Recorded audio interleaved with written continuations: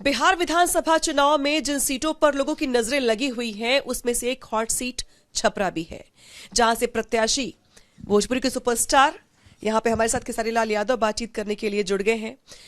इस बीच चुनाव प्रचार चल रहा है और चुनाव प्रचार में हजारों लाखों की संख्या में जो फैंस हैं, जो इलाके के कार्यकर्ता हैं, इन्हें देखने सुनने के लिए आ रहे हैं। लेकिन वो वोटों में तब्दील होंगे या नहीं, इस पे सवाल बना हुआ है। तमाम सवाल होंगे, जवाब देने के लिए खुद खेसारी लाल यादव यहाँ पे मौजूद है। शुरुआत कर रही हूं मैं आपके शेड्यूल से। कितना मुश्किल है फिल्म की शूटिंग करना और चुनाव प्रचार करना? इस दुनिया में आसान कुछ भी नहीं है। सबसे पहले तो आपके चैनल के देखने वाले जितने भी श्रोता है सबको प्रणाम। और जो आसान है वो काम नहीं, और अपने परिवार के लिए अगर कुछ करता है ना तो आदमी हमेशा से परेशानी रहता है। जिम्मेदारी अगर आपको ज़्यादा मिलती है ना तो लड़ना भी आपको ज़्यादा ही पड़ता है। पहले मैं अपने कुछ बच्चों को जो गोद लिया था उनको पढ़ाता था, अब मुझे लगता है कि पूरे छपरा के बच्चों के लिए मुझे सोचना है। तो एक पिता की तरह उन बच्चों के भविष्य के लिए सोचना है, तो कष्ट तो है, मुश्किल तो है। फिल्म की शूटिंग ज्यादा आसान लगती थी कि चुनाव प्रचार? क्योंकि अभी अब मैं देखती हूँ कि घिरे रहते हैं पूरे टाइम आप लोगों से, टाइम मिलना मुश्किल हो जाता है आपका। तमाम लोग सुनने के लिए आते हैं, कहने के लिए आते हैं, शिकायतें लेके आते हैं, उम्मीद लेके आते हैं। हाँ, तो ठीक है, वो भी मेरा काम है, ये भी मेरा काम है। वो एक अलग दुनिया का चीज़ है, ये एक अलग दुनिया की चीज़ है। मुझे लगता है दोनों बहुत डिफरेंट है, बट करने वालों के लिए कुछ भी डिफरेंट नहीं है। मुझे करना आता है, इसलिए मेरे लिए हर वो चीज़ आसान है। मुझे लड़ना है और लड़के ही बड़ा होना है, इसलिए शायद ये भगवान ने मुझे भेजा है। क्योंकि 1 घंटे के अंदर मेरा सब कुछ फाइनल हो गया और मैं ना नहीं कर पाया, तो ठीक है, ये भी एक मेरा फेस है। शायद भगवान चाहता था कि शत्रुघ्न यादव को भी दुनिया जाने। ठीक है, पॉलिटिक्स में क्यों आए? कोई एक चीज, कोई एक जो चीज जहन में आती है? मैं पॉलिटिक्स ना कर पाऊंगा और ना ही हो सकती है और ना जीवन में होगा मेरे से। सच कर तो आप वही रहे, पॉलिटिक्स में आज भी नहीं लड़ रहे हैं। देखिए, लड़ना कोई जरूरी, लड़ तो मैं अपनी जिंदगी से भी लड़के यहाँ तक बड़ा हुआ हूँ। इसका मतलब ये थोड़ी कि जिंदगी खराब हो गई, बढ़ी ना। चुनाव अलग विषय हो गया और मेरी जिंदगी अलग विषय हो गई। बट यहाँ क्या है कि वहाँ मुझे पूरे हिंदुस्तान की नहीं, पूरे वर्ल्ड के लिए मुझे गाना सोचना पड़ता था। यहाँ पे मुझे सिर्फ छपरा के भविष्य के लिए और छपरा के बेहतर के लिए सोचना है। तो ये मेरे लिए बहुत, समझिए कि अब एक छोटा सी चीज़ें मिली है मुझे, वो बहुत बड़ा था।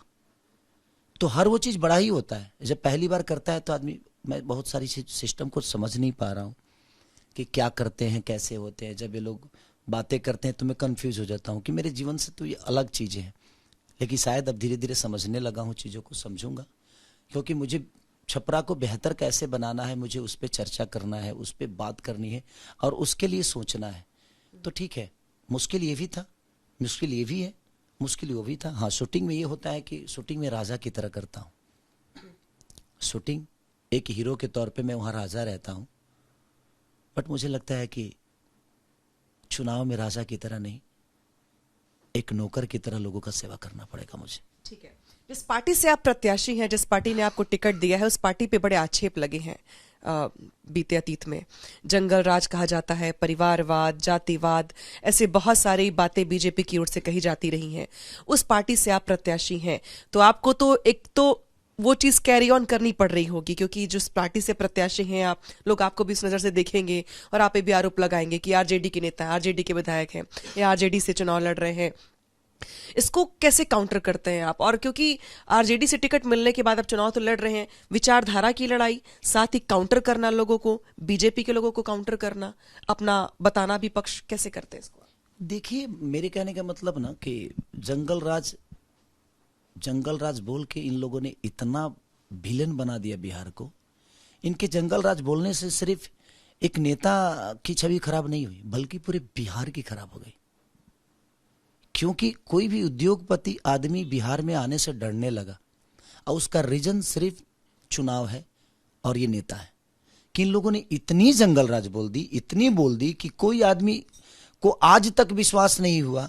अच्छा ये बताइए, 20 साल से एनडीए की सरकार है ना बिहार में, तो मान लेता हूं थोड़ी देर के लिए कि अगर वो जंगल राज था 20 साल पहले, तो अभी का बिहार कौन सा स्वर्ग बन गया है? अभी भी तो वही है। उद्योगपति को मार दिया जाता है, डीएम के आवास के सामने मार दिया जाता है। एक आदमी को अस्पताल, पारस अस्पताल में घुसकर गोली मार दी जाती है। 52 से 53 आज भी एक हत्या हुआ है।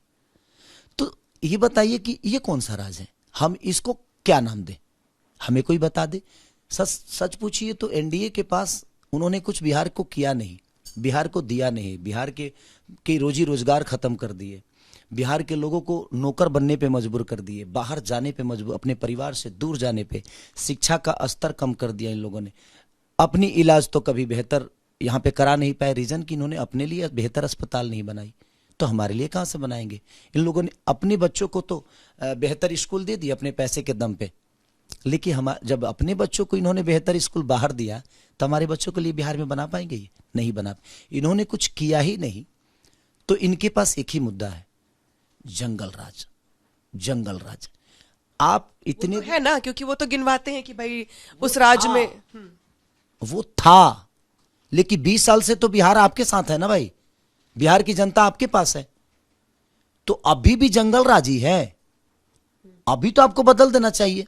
तो अभी जो आप किए हो वो दुनिया को बताओ ना, सिर्फ शब्दों से किसी को छोटा करना है। लोग हमारे यहाँ थे कि बाप दादा हाथी रख ले रहे तो सीकड़ लेके इंसान घूमता। भाई जो हाथी वो समय थी, तो अभी सीकड़ लेके घूमोगे? तुम हाथी खरीदो ना, हाथी खरीद के बताओ कि हमने भी इस सीकड़ के लिए हाथी खरीदा है।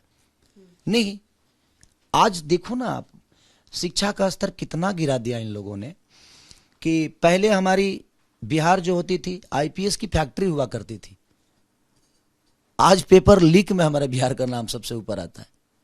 पहले लोग मेहनत करके नौकरी पा लेते थे, आज लाठी से बच्चे मारे जाते हैं। आपने देखा होगा ना। इनके सरकार से बेहतर तो खान सर है कि कम से कम अपने हुनर और अपनी व्यवस्था से सारे बच्चों को आज शिक्षा भी दे रहे हैं और बेहतर बनाने का प्रयास भी कर रहे हैं। इन्होंने अस्पताल तो बनाई नहीं, वो आदमी कम से कम एक आदमी सोचिए कि इतने लोगों के विश्वास में आ गया, कैसे आ गया वो। और आज तक 20 साल में आप विश्वास में नहीं आए हमारे, सिर्फ आपने मुझे जंगल राज ही बोला, हिंदू मुस्लिम जंगल राज, सनातन अधर्मी, ये वो अरे भाई कब तक चलेगा ये। आप जो किए हो वो कोई नहीं गिनाते कि आपने क्या किया है। 5 साल बहुत बेहतर था बिहार। नीतीश जी जब पहली बार आए थे, उस 5 साल में मैं उनकी तारीफ करूंगा, नो डाउट, उन्होंने बेहतर किया था प्रशासन लेवल पे। तो अगर हम कोई भी चीज किसी के हाथ में देते हैं तो क्या बर्बाद करने के लिए देते हैं? और जो बर्बाद हुआ था उसी का नाम लेकर अब पूरी बने, जब तक ये धरती रहेगी तब तक जंगल राज नहीं हटेगा। आप जस्टिफाई कर रहे हैं जंगल राज को या फिर ये काउंटर कर रहे हैं? मतलब आप सेफ कर रहे हैं जंगल राज को या सिमिलर बता रहे हैं एनडीए से ही, एनडीए के कार्यकाल को जस्टिफाई कर रहे हैं? बचाव किसी का नहीं करता। मैं तो ये कह रहे हैं कि वो भी बेहतर नहीं था, ये भी बेहतर नहीं है, दोनों बराबर ही है। हाँ, लेकिन जब नई सोच आ रही है तो उस सोच के साथ हमें जाना चाहिए ना। मैं बिहार की जनता को यही बोलूंगा कि वो पुरानी सोच को खत्म करिए आप और नई सोच के साथ आइए।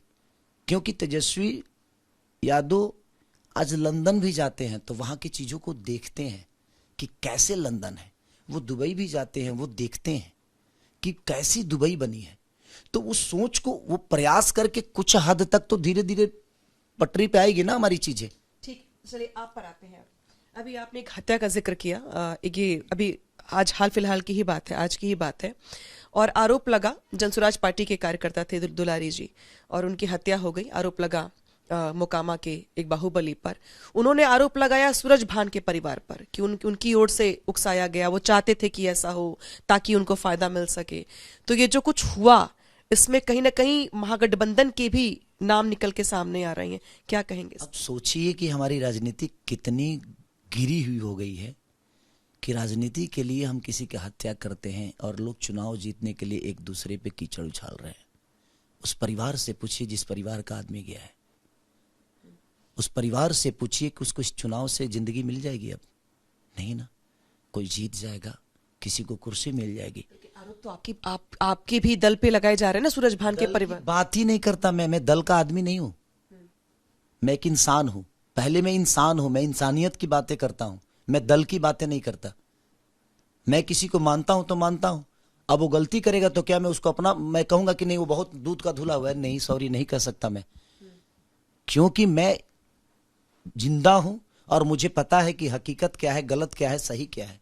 मैं गलत सही की बातें करता हूं, मैं किसी दल की बात, अब जिसमें उसमें से कौन दोषी है ये मुझे पता नहीं है, बट जिसने भी किया है, क्या उसके पास भी तो परिवार होगा ना, उसके पास भी तो माँ बाप होंगे ना, उसके भी बच्चे होंगे ना।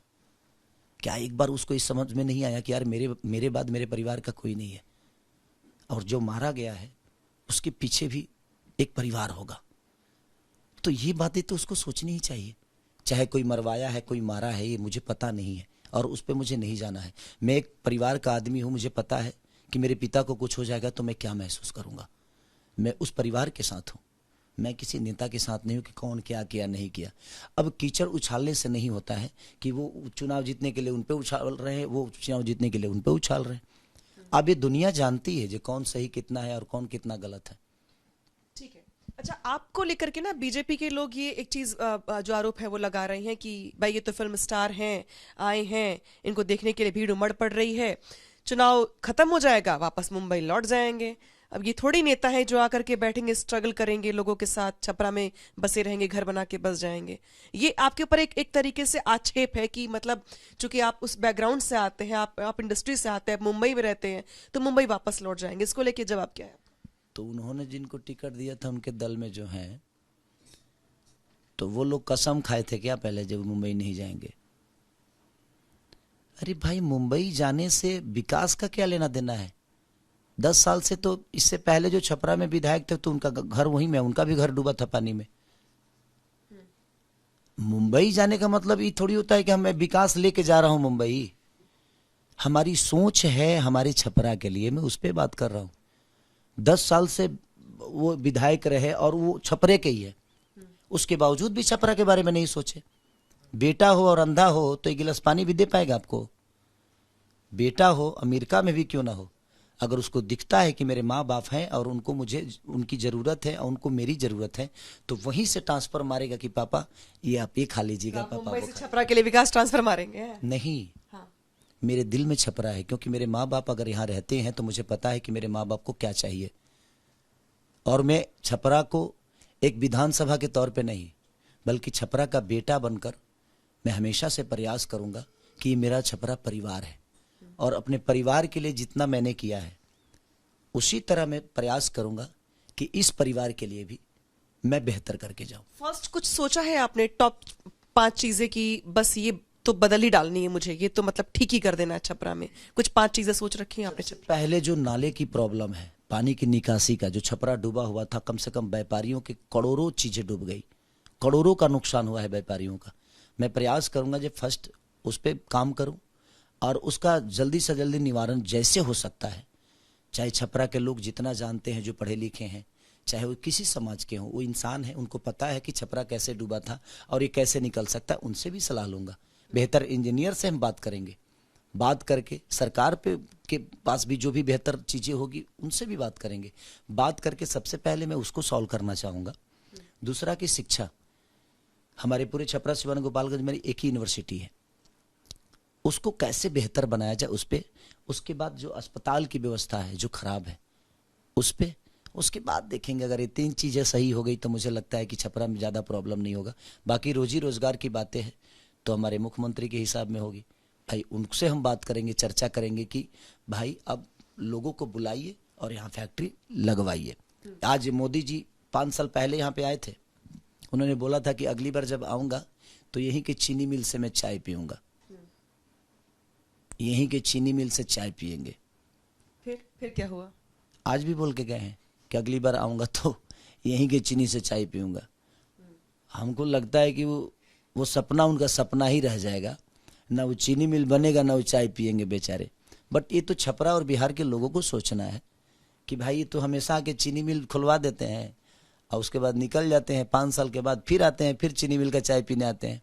लेकिन चीनी मिल तो नहीं बनता, चाय तो पीते हैं, बट चीनी छपरा का नहीं होता है, वो कहीं और का होता है। ठीक है। इस बार भी बहुत कुछ जो है ऐलान किया गया, तेजस्वी यादव की ओर से रोजगार की बात कही गई है। हर घर परिवार में एक लोगों को नौकरी, महिलाओं के खाते में पैसे, बिजली को लेकर के अब बहुत सारे ऐलान उनकी ओर से किए गए हैं। तो लोग सवाल खड़े कर रहे हैं कि जो वो कह रहे हैं रोजगार की बात, ये क्या प्रैक्टिकली पॉसिबल है? इतनी नौकरियां बिहार में हैं भी जितनी वो देने का दावा कर रहे हैं। सवाल कौन कर रहा है? बीजेपी के लोग कह रहे हैं हवा हवाई बातें हैं, बस बोल देना। अरे भाई तो सवाले करेंगे खाली, वो तो वादा भी नहीं कर रहे हैं लोगों से। कम से कम जो आदमी 2 करोड़ नौकरी देने की बात तो कर रहे हैं ना, वो 2 करोड़ नहीं देंगे। थोड़ी देर के लिए मान लीजिए आप 50 लाख देंगे ना, बहुत है। 50 लाख बहुत है। उन्होंने 20 साल में, ये लुभावना वादा नहीं है कि अब 2 करोड़ का दावा कर दें और 10 लाख रुपए। मेरे कहने का मतलब, मोदी जी तो यहाँ के शुगर मिल का चाय पीने वाले थे, वो क्या करके गए? बात वहां नहीं है। बात यह है कि 20 साल से आपके हाथ में सारी चीजें हैं, उसके बाद तो आपने मात्र 18 लाख से 18 साढ़े 18 लाख नौकरी दिया है आपने। भर्ती कहाँ है?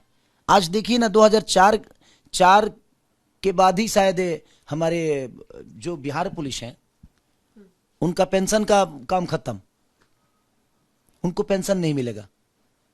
मैंने कल ही के सभा में मैंने भैया से क्योंकि मैं जब ये रैली कर रहा था तो कुछ प्रशासन के लोग आए, मुझे बोले कि भैया आपकी सरकार बन रही है तो हम लोगों को पेंशन लागू करवाइएगा। मैं बोला कि जरूर भाई, मैं प्रयास करूंगा, जितनी मेरी क्षमता होगी आप लोगों के लिए बोलना होगा बोलूंगा। सोचिए कि उन सिपाहियों पे क्या बीतती होगी कि जो हमारे लिए अपना होली छोड़ देता है, हमारे लिए अपनी दिवाली छोड़ देते हैं, हमारे लिए अपना छठ छोड़ देते हैं, हर त्योहार छोड़ देते हैं, उसके बावजूद भी उनके लिए नहीं सोचा जाता है। तो हम जब जाएंगे तब ना सोचेंगे। हमारी जो सोच है, हमें जब वो स्थान मिलेगा, जगह मिलेगा, तब ना। हम तो 5 साल मांग रहे हैं ना आपसे, 5 साल दे दीजिए। 20 साल तो चाचा को दिए, 5 साल भतीजा को दीजिए। अगर भतीजा भी नहीं करेंगे तो बदल देंगे, हमें कौन सा डर है किसी से? हम भतीजा को भी बदल देंगे। सरकार बनने को लेकर के क्या चल रहा है मन में आपके? भी तो चुनाव प्रचार कर रहे हैं आप, तो अपनी सीट के अलावा भी बाकी जगहों पे जाके प्रचार कर रहे हैं। हिसाब किताब क्या दिख रहा है महागठबंधन का, एनडीए का चुनाव में? हमको तो पता ही नहीं चल रहा है। खाली जब यूट्यूब खोल रहा हूँ तो छपरे दिख रहा है, तो बाकी जगह का पता नहीं चल रहा है। जब बाकी जगह कौन खड़ा है, क्या खड़ा है, कैसे चल रहा है, क्या चल रहा है। थोड़ा बहुत तो आपके जो सहयोगी बताते होंगे कि भाई इस बार लग रहा है कि ऐसा हो जाएगा, लग रहा है वैसा। नहीं, हर जगह देखिए, हवा तो हर जगह है। गठबंधन की सरकार की हर जगह हवा है। हर आदमी बोल रहा है कि नहीं, हमें बदलाव हर आदमी को इस बार चाहिए। और मुझे लगता है कि शायद इस बार बिहार बदलेगा। खेसारी आया है, नहीं बदलेगा तो कोई मतलब भी नहीं ना। देखिए तो ये तो आपने डायलॉग बोला बहुत बढ़िया वाला, हीरो वाला। अच्छा, आपकी सीट पे प्रचार के लिए मैंने देखा था कि आप बीते दिनों आपने पवन सिंह को भी लेके बहुत सारी बातें कही थी। ज्योति सिंह चुनाव प्रचार कर रही हैं काराकाट में, चुनाव प्रचार जाएंगे वहां पे? देखिए, मेरा तो खुद ही इतना हॉट सीट बना हुआ है कि पूरी केंद्र यहाँ पे आ गई है। और मैं अब अपने आप को बचाऊं कि अपने भाभी को बचाऊं, मुझे खुद ही समझ में नहीं आ रहा है। क्योंकि मैं यहाँ के लिए नया हूँ, और अगर मैं चुनाव नहीं लड़ता तो जरूर जाता। मेरे लिए पार्टी सच पूछी तो मायने नहीं रखती है। मेरे दिल में है, तेजस्वी भैया का प्यार भी है और उस परिवार का बहुत श्रद्धा से मैं सम्मान भी करता हूँ। बट मेरे जहाँ संबंध हैं, मैं किसी पार्टी विशेष के लिए मैं उस संबंध को कभी खत्म नहीं करता। जब मैं पवन भैया के लिए भी गया था, उस समय भी मैं आरजेडी परिवार का बेटा था, आज भी हूँ। जब मैं मनोज भैया के लिए भी गया था तो उस समय भी मैं आरजेडी के परिवार से जुड़ा था। लेकिन मैं पार्टी को अलग किया और इंसानियत के तौर पे जिनसे मेरा रिश्ता है उनके लिए मुझे जाना है, मुझे करना है। तब तो बात कुछ और थी ना, आज तो बात कुछ और हो गई ना। आज तो ज्योति सिंह ने तमाम आरोप लगाए हैं पवन सिंह पर। पवन सिंह अलग बहुत सारे बातें कहते हैं ज्योति सिंह को लेकर के। ये वही सीट है काराकाट जहां से पहले पवन सिंह ने चुनाव लड़ा था, हार गए थे। अब ज्योति सिंह उस सीट पर हैं, तो गहमा गहमी और तनाव तो बहुत ज्यादा बढ़ चुका है ना। तो पहले वाली बात तो रही नहीं। ये 2 मियाँ बीवी की बात है, उससे चुनाव का कोई लेना देना नहीं है, ना ही विकास का लेना देना है। तो मुझे लगता है कि भाई वो अपने हक के लिए लड़ रही है उनसे, और वो अपने हिसाब से लड़ रहे हैं, तो दोनों लड़ रहे हैं अपने हिसाब से, उनको लड़ने दीजिए। उससे बिहार के विकास का क्या लेना देना है? खेसारी लाल क्या सोचते हैं? नहीं, मैं सोचता हूँ कि हर आदमी एक होकर रहे। मैं क्या बोला कि अगर आपके लिए रिश्ते जरूरी है तो बात भूल जाइए, अगर बात जरूरी है तो रिश्ते तो अपने आप टूट जाते हैं। आपको सब कुछ टूटा दिख रहा है? देखिए, अब पूरी दुनिया को दिख रहा है, मेरे देखने से क्या होता है?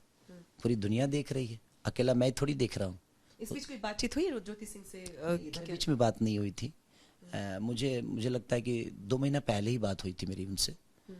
तो ऐसे नॉर्मल, उनके पापा का तबीयत जब खराब था तो उस समय मेरी बात हुई थी, उसके बाद कोई बात नहीं हुई। चलिए अब एनडीए पे आ जाते हैं। चुनाव प्रचार कर रहे हैं आप, तो एनडीए के लोग जो हैं बहुत सारी बातें अब कह रहे हैं। अब कल मैनिफेस्टो जारी कर दिया जाएगा, उसमें बहुत सारी बातें कही जाएंगी। खेसारी लाल यादव नीतीश कुमार को मुख्यमंत्री के तौर पे कैसे देख रहे हैं और क्या सोच रहे हैं आप? क्योंकि बहुत सारे लोग ये कह रहे हैं कि नीतीश कुमार मुख्यमंत्री होंगे भी या नहीं होंगे, इस पे उनको शंका है। हालांकि पीएम मोदी बार बार कह रहे कि नहीं, नेतृत्व तो उनका ही रहेगा। अमित शाह भी ये बात कह रहे हैं। आपके मन में क्या चल रहा है? पूछिए तो उनके जीवन में कुछ क्लियर नहीं है, ना बिहार के विकास के लेकर और ना ही हमारे चाचा नीतीश जी को लेकर। वो अलग विषय है, वो पार्टी का विषय है उनका। और मैं बहुत राजनीतिक हूँ नहीं, सच पूछिए तो आप जो सवाल कर रही हैं इससे मैं बड़ा दूर हूँ। मैं एक इंसान के तौर पे अपने जीवन को हमेशा से खुश रखने की कोशिश की है और बेहतर करने की कोशिश की है। अब कौन मुख्यमंत्री होगा, हम जिसको बनाने की प्रयास कर रहे हैं, हम उनके लिए काम कर रहे हैं। हम चाह रहे हैं कि हमारा बिहार बेहतर बने, बेहतर दिशा में जाए, लोगों की रोजी रोजगार मिले, पलायन रुके, शिक्षा की व्यवस्था बेहतर हो और जो भी चीज़ें बिगड़ी है उसको कैसे पटरी पे लाया जाए, हम लोग प्रयास उसके लिए कर रहे हैं। अब एनडीए में क्या प्रॉब्लम है तो उनका विषय है कि वो लोग क्या सोचते हैं, किसको बनाएंगे नहीं बनाएंगे, क्या करेंगे नहीं करेंगे। तेजस्वी यादव मुख्यमंत्री बनेंगे? बिल्कुल हमारा प्रयास है। मैं कोई भविष्यवाणी तो करता नहीं और ना ही मैं कोई एस्ट्रोलॉजर हूँ कि नहीं मुझे मैं ठोक के कह दूंगा कि हाँ ये चुनाव जीत चीज़। गए तो मंत्री बनने का सपना है? अब ये बनना है मंत्री? ये तो उनका विषय है कि वो क्या। तो कुछ सोचा होगा। नहीं, देखिए मैं क्या बोलूं, पहले जो मेरे सामने है मैं उस पर बात करूंगा कि पहले ये चुनाव जीतूं। इच्छा है ऐसी? इच्छा किसको नहीं होती है? इस दुनिया में कौन ऐसा आदमी है जो विदाउट इच्छा चल रहा है? इच्छाओं का अंत हो जाता है तो इंसान संत हो जाता है। इच्छा है लेकिन खुद के लिए नहीं, बिहार के बेहतर के लिए और अपने छपरा विधानसभा के लोगों के बेहतर करने के लिए वो इच्छा है कि शायद मंत्री बनेंगे तो हम और ज्यादा से ज्यादा काम कर पाएंगे। तो बाकी चीजें बाद की है, अभी जो है उसको आदमी प्रयास कर रहा है कि लोगों के दिल में अपनी जगह कैसे बनाओ। अच्छा, एक सवाल मेरे मन में उठता है, कई बार मैंने बहुत नेताओं को देखा, गोविंदा से लेकर के बड़े बड़े नेता आए, जब चुनाव लड़े, हारे जीते चाहे जो भी हो, तो मैं हमेशा से पूछना चाहती थी कि जब आप मंच पे होते हैं तो कई बार कंफ्यूजन होती है कि मैं इस समय एक्टर हूं या मैं इस समय नेता हूं। क्या ये कभी मन में आता है कि एक्टिंग यहां से यहां शुरू करनी है मुझे या फिर यहां पर भी नेता की तरह रहना? कंफ्यूजन होता है कई मन में। देखिए एक बात, रियल लाइफ, प्रोफेशन, पर्सनल, कुछ द्वंद्व। मंच पे एक कलाकार के तौर पे रहता हूँ, मेरी जहां तक सोच है। और जब मैं मार्केट में आता हूँ, उतरता हूँ, तो एक इंसान के तौर पे लोगों का सम्मान जो होता है वो मुझे करना है। मेरी पत्नी है, मैं उसको घर में प्यार भी करता हूँ, बट बाहर जब उसके साथ जाता हूँ तो एक भाई की तरह जाता हूँ कि अपनी इस बहन का सुरक्षा करना है मुझे, उसका हथियार बन के खड़ा रहता हूँ।